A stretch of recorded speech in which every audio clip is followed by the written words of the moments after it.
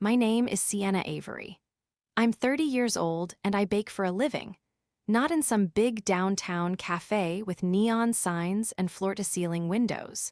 Just a quiet corner of my Portland apartment, a battered oven that hums when it's tired, and an online bakery called Oven and Soul.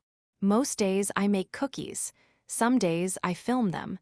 But that day I was taking my sister to buy a car. Not for me, not even for her really. But because when something needed doing in our family, the silent line always curved toward me. Spring turned to summer and then fall. Portland leaves turned rust and gold. Orders for maple pecan cookies filled my inbox. My hands were busy, my kitchen warm, and the SUV.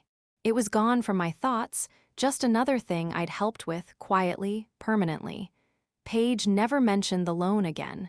Neither did my parents. The first few weeks after the purchase, I'd asked casually, did they send the first payment yet? Mom had smiled vaguely. They will, sweetheart, don't pressure her, she's building her brand. By October, I stopped asking, not because I'd forgotten, but because I already knew the answer. The monthly bank alerts told the story. $512, $76 auto payment, withdrawn, every 12th of the month. Like clockwork, I didn't tell anyone, not even my friend Harper, the one person who knew what it meant when I started baking at 2 a.m. Just to stay calm, instead I did what I always did, I worked harder. I sold more cookie boxes, filmed more recipe reels, created a line of midnight muffins for insomniacs and stressed brides. But one night in early December, while boxing up cinnamon snowballs, my phone lit up. Paige had posted another video. Her hair was perfect.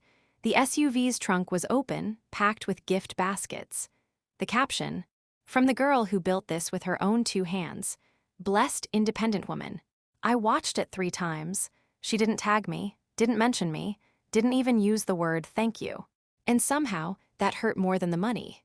Back in college, I used to believe kindness had memory. That if you did enough good, it eventually circled back. But in my family, kindness was currency. And I was always the one giving change. On December 22nd, the doorbell rang. It was cold that morning. I had a tray of cranberry scones in the oven and cinnamon dough chilling on the counter.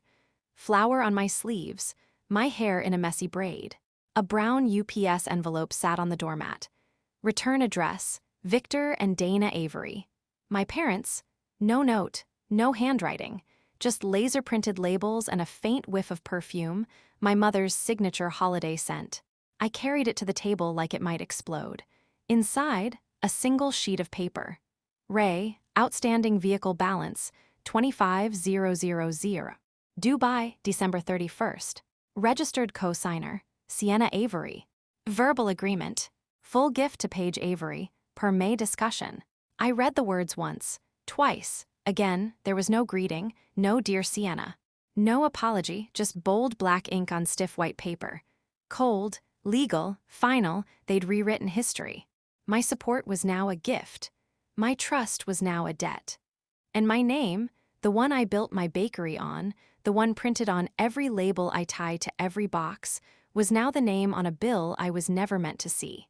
That night I sat in the dark. The oven beeped. The cinnamon stars were done, but I let them cool alone. I didn't cry. Not yet. Instead, I pulled out the loan agreement. Printed, highlighted, signed. My name, primary cosigner, their name. Secondary borrower, my rights, my risk.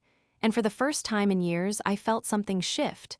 Not anger, not revenge, just a quiet kind of resolve. The kind that doesn't raise its voice, but never backs down again. I didn't sleep that night, not out of panic, but because something in me had gone very, very still. There's a silence that weighs you down, and then there's a silence that holds you up. That night, I finally met the second kind. At 1:12 a.m., I stood barefoot in my kitchen. The scent of cinnamon stars still lingered in the air. I'd baked them to center myself, to remember who I was. I boxed up a dozen neatly, labeled them like always. Oven and Soul, handmade with quiet fire. Then I pulled out my file drawer. I keep everything, every invoice, every loan agreement. Every email with subject lines like "just a formality" or "we'll pay you back soon." The SUV loan file was fat with paper and even fatter with assumptions. I had the cosign form. I had the original APR sheet. I even had the PDF where Paige sent me heart emojis after I signed. "You're the best big sister ever. I'll pay you back so fast, I swear." I printed that one too. By sunrise, I had everything in a folder. The cookies were cool, the truth was not. And before I could talk myself out of it, I picked up my phone and typed, "Hey, I'm not sure if you remember me. We met at the dealership in spring. The cinnamon cookie girl. I need your help." I stared at the message for a full minute. Then I pressed send to Liam. His reply came faster than I expected. "Of course I remember you. Want to come in today? Quietest time is around 3. Bring the cookies. Optional but recommended." I laughed. Out loud, it surprised me. The dealership was quieter than it had been that spring. Fewer customers, fewer sales reps milling around. The holiday banners drooped a little, like they were tired of pretending it was a joyful season. Liam met me by the coffee station. No clipboard, no pressure, just that same navy shirt and quiet gaze. "You okay?" he asked gently. "Not really," I answered. "But I know what to do now, that's enough." We sat in the same finance office where I'd signed the co-loan months before. I laid everything out. The documents, the texts, the invoice from my parents, the terms they were now trying to rewrite. Liam didn't interrupt. When I finished, he said, "I've seen a lot of families bend the truth. But this is theft hiding behind last names." Then he pulled out a small card. "My cousin's a consumer rights attorney. Smart, not dramatic. I think you'd like her." We filed the repossession paperwork together. Legally, I had every right to claim the vehicle. I didn't want to fight. I just wanted out. Out of the lie, out of the role they cast me in. Out of the myth that love always means letting go of yourself. When I stood to leave, Liam reached into a drawer. He handed me something small, a paper napkin. Inside, a cinnamon star, cracked slightly, warmed just right. "From the box you left, I saved one," he said, "for when you came back." I blinked, then smiled, soft and sure. "It's a little broken." "Aren't we all?" he said. And for the first time in weeks, I didn't feel like a baker or a banker or a sister or a disappointment. I just felt like someone who still had a name and finally remembered how to use it. It happened on the morning of December 27th, 2 days after Christmas, 1 day after I sent the official request, 6 hours after I boxed my last peppermint biscotti order for the year. The repossession team moved quickly, quietly, according to Liam, who texted just a single sentence. "They're en route, ETA 8:40 a.m. I didn't reply. I simply poured myself coffee, lit a cinnamon candle, and waited. At 8:52 a.m., my phone vibrated. A notification from Instagram. "Paige Avery. Events has gone live." I didn't open it. But I could hear it in my mind. Her voice, shrill and cracking. Her face, perfectly tear-streaked.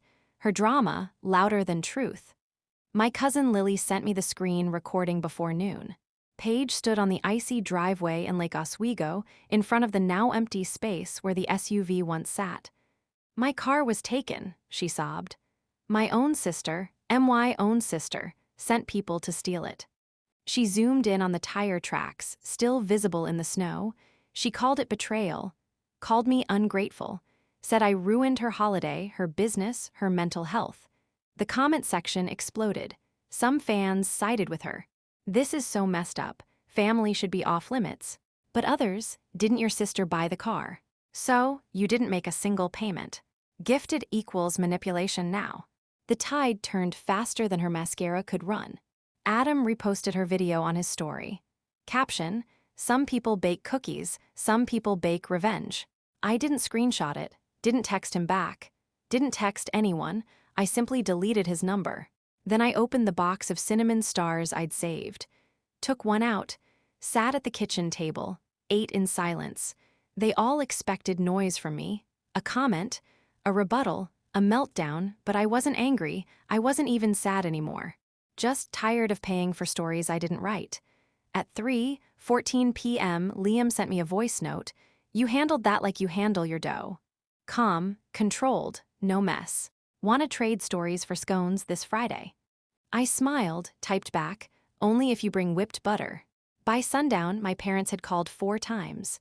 One voicemail from my mom, "You embarrassed your sister. How could you?" Another from my dad, "She's devastated. You went too far, Sienna." And then, "This isn't how family handles things." I didn't reply, but in my head I whispered, "You're right, it is. But maybe I'm not the one breaking tradition anymore." That night, I did one last thing. I walked down to my building's mail slot and slipped a small envelope into the outgoing bin. No return address, just their name on the front. Inside, a single card. No glitter, no stickers, no guilt. Just 5 handwritten words. This year I chose peace. The new year came quietly. No champagne, no midnight confetti. Just me, a pot of Earl Grey, and a new baking calendar I hadn't opened yet. Outside, Portland drizzled like it always does in January. Inside, the oven stayed off for the first time in weeks. I didn't feel triumphant. I didn't feel punished either. Mostly I felt still. Like the inside of a cooled-down loaf, no longer rising but finally solid. On January 3rd, Liam sent a text. "We're setting up a winter sidewalk market this weekend. Small booths, local faces, no pageantry, you in." I stared at the message, then looked at the rows of empty tins stacked by my kitchen door. "I'll bring cinnamon stars and Grace, but I'm charging for both." He replied, "Fair, I'll bring a chair." The lot outside the dealership had been cleared of snow, but still smelled faintly of pine and cold metal. I set up my booth under a navy blue canopy with fairy lights strung low. Nothing fancy. Just a folding table, a crate of cookie boxes, and a small chalkboard sign that read, "Oven and Soul." Soft-centered, always no prices, just kindness, and a glass tip jar. People came, some curious, some quiet, some with stories of their own. One woman bought a dozen snickerdoodles, then whispered, "My sister did something similar. I stayed quiet too, until I couldn't." We exchanged no further words, but when she left, she squeezed my hand. And that felt like enough. Liam stood off to the side most of the morning. Not hovering, not managing, just present. At noon, he walked over with 2 mugs of hot cider and a paper bag. "I paid a local guy to make these," he said, "but they're probably not as good as yours." I opened the bag. Inside, 2 buttered cornbread scones, still warm. "You remembered," I smiled. "I watch people who don't ask to be seen," he said. "They tend to say the most with the least." At 2:30 p.m., it started to rain, but no one packed up. A man with gray hair and a red umbrella handed me a $20 bill and said, "My daughter bakes, she never charges enough." I gave him 2 boxes and a smile that felt like truth. Around 4:00, when the light began to dim, Liam helped me zip up the canopy. We stood under the edge of it for a moment, watching the rain bead on plastic above us. "Can I ask something?" he said. "You just did," I teased. He chuckled. Then, softer, "When they said all those things. When Paige went live, why didn't you say anything back?" I looked down at my flour-stained hands, then up at him. "Because I don't need an audience to choose peace." That night, I sat in my apartment with the last box of cinnamon stars. The rain tapped gently on the window. The apartment smelled like nutmeg and old quiet. And for the first time in a long time, I felt full, not with sugar, but with self. It came on a Tuesday, not a dramatic day, not a holiday. Just a Tuesday, the kind of gray Portland afternoon where time blends into steam from your mug. I had just finished testing a new recipe for brown butter lemon shortbread. The first batch crumbled too much. The second held. I was scraping powdered sugar onto a cooling rack when my phone buzzed. "Adam, do not reply." That was still his name in my contacts. I stared at the screen for a full 10 seconds before opening it. I saw the video. Paige went too far. I should have said something sooner, about a lot of things. "You didn't deserve that, any of it. Also, those cookies you made last Christmas. The almond ones, I still think about them." I read it once, then again. Then once more, just to be sure I didn't feel anything. I didn't. Not anger. Not hope. Not the ache I used to carry whenever his name popped up in my periphery. Just recognition. like seeing the outline of an old bruise that no longer hurts when pressed. Back when we were together, Adam used to say I was too gentle to be great, that my bakery was cute, but not scalable, that my presence was comforting, but not exciting. That page was just more aligned with his energy. I'd swallowed all of that once, folded it into silence, tried to become smaller so he could feel bigger. Now, I reread his apology and felt the most surprising thing of all. Nothing was owed. I didn't respond. I deleted the message, then removed his contact. This time for good. Then I rolled another batch of lemon shortbread and set a timer. Later that night, Liam stopped by. He brought oat milk, a small bouquet of eucalyptus, and a note that said, "For your test kitchen and your real life." We didn't talk about exes, or family, or forgiveness. We made tea, shared cookies, laughed once or twice. And when he reached for my hand, I let him. Not because I needed someone to hold it, but because I was no longer afraid to let someone choose me without fixing them first. That night, I slept with the windows cracked, slightly open. The winter air was sharp, but I didn't shiver. Not once. In late January, I started a new limited winter line for Oven and Soul, Cardamom Kisses. Small, round shortbread cookies dusted in rose sugar. Delicate, just sweet enough. The kind of treat you don't eat quickly, the kind you pause for. They sold out in 3 days, but I saved one box, wrapped it in tissue, tied it with twine, tucked a tiny sprig of dried lavender under the knot. I didn't write a note, didn't print a label, didn't include a card, just 5 cookies, perfectly baked, not too soft, not too crisp. I addressed the envelope to the women's shelter downtown, the same one I donated the cinnamon stars to after the car was repossessed. This time, I added something extra, a small sheet of paper tucked beneath the cookies. It said, "For the woman who gave too much and then gave differently." That was it. Not signed, not tagged, just sent. I thought about sending a box to my mother, just one. Vanilla tea cookies, her favorite. The ones I used to make every December without being asked. I even packed them, laid them carefully in a white tin with gold lining, stared at the mailing label with her name on it. And then I untied the ribbon, opened the tin, and ate one. Just me, on my fire escape, with a blanket over my legs and steam rising from a mug beside me. I didn't send the box, because closure isn't a performance, and forgiveness isn't a delivery. Some cookies are meant to be enjoyed quietly. Some truths are best kept warm, close, and eaten slowly. That evening, Liam knocked on my door with a box of tangerines and a crooked smile. "For your test recipes," he said, "or your vitamin C levels, whichever needs more help." We sat at my kitchen counter while the oven preheated.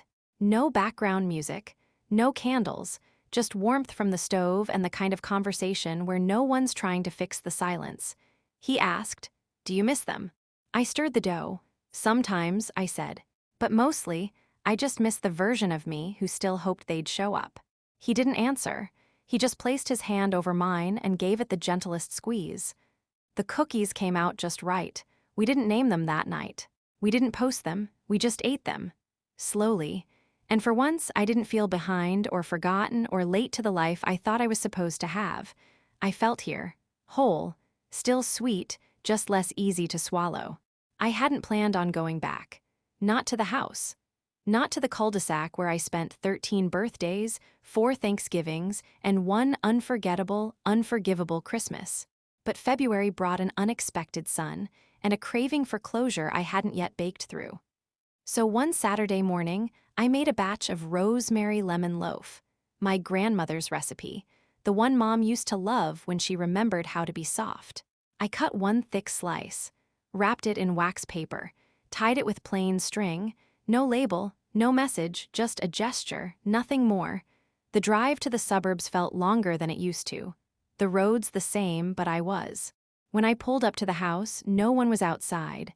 The wreath was still on the door from Christmas, slightly faded.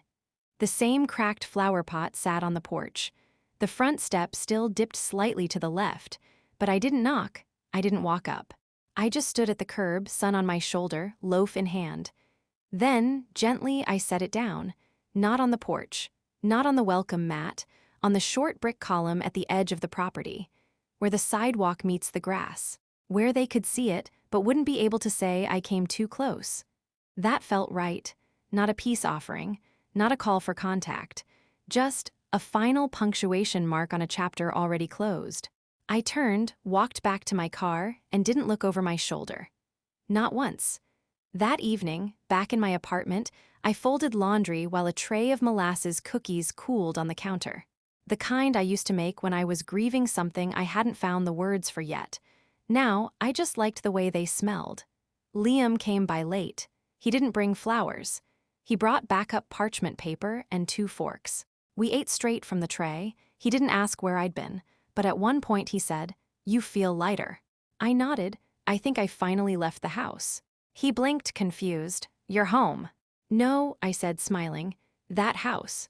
Later, while brushing flour off the counter, I thought, this was never about revenge or even forgiveness. It was about weight, the kind I was never meant to carry, the kind I didn't want to pass on, the kind I could finally set down, so I did. And this time it stayed down.